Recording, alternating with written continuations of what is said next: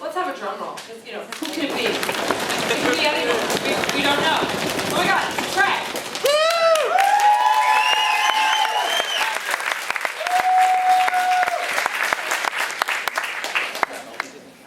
I don't know. Okay. Oh, okay, there you go. Yeah, good. Okay, so I'm a refugee from New Orleans. Oh, what? Who boos that? So I moved up here in December of 2005, and I had a job interview up here a few months before I moved up here. I didn't get the job, but totally fell in love with Philadelphia besides the boo.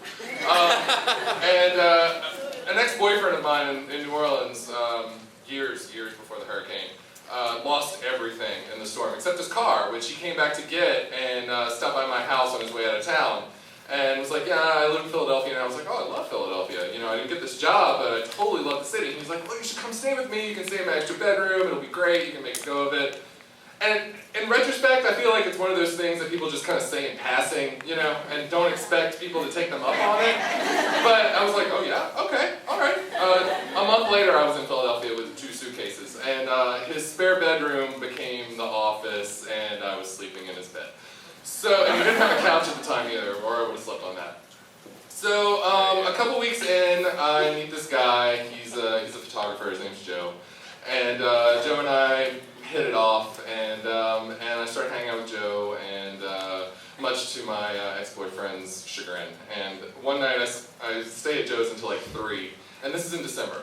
And I come home at like 3 in the morning, and the dude is up on the couch waiting for me. He's like, we need to talk. I was like, okay. And he's like, I want you out. I want you out by the end of the week. Christmas is Friday. You can't kick me out on Christmas? And he was like, all right, you can stay till the end of the month. So I find a new place, and it's great. And Joe and I continue our relationship for a couple more months. And we end up breaking up very amicably. We're still friends.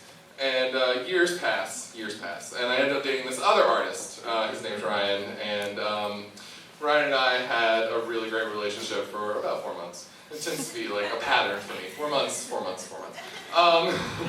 And after Ryan and I break up, Joe has a party.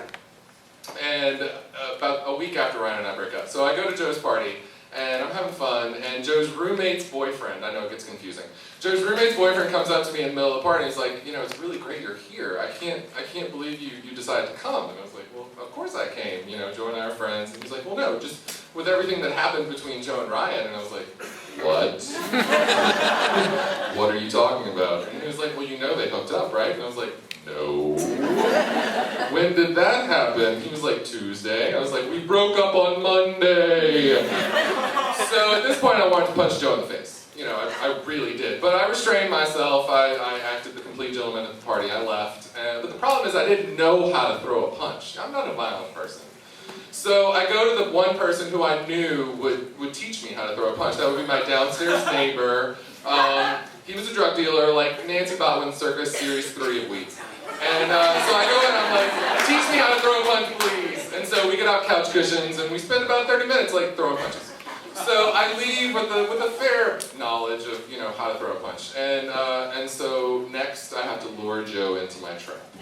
So over the course of the next week, I'm like, so Joe likes to drink, and he's always wanting to hang out. So I call him and I'm like, you should come over.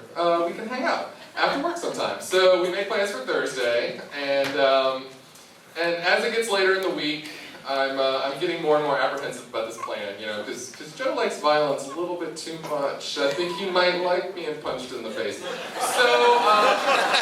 I alter the plan.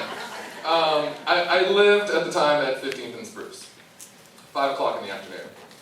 Prime time for traffic from the office buildings and stuff. So he comes over, and I fix him a drink, and I end up taking off all of his clothes. I'm completely clothed, and we start fooling around. And about midway, I get up, and he's like, where are you going? I was like, don't worry about it, just keep playing with yourself. So he's playing with himself, and I'm walking around, and I'm gathering up all of his clothes that I ripped off of him, and I'm folding them very neatly in like a little stack. And I walk over to the window, and I throw them out the window.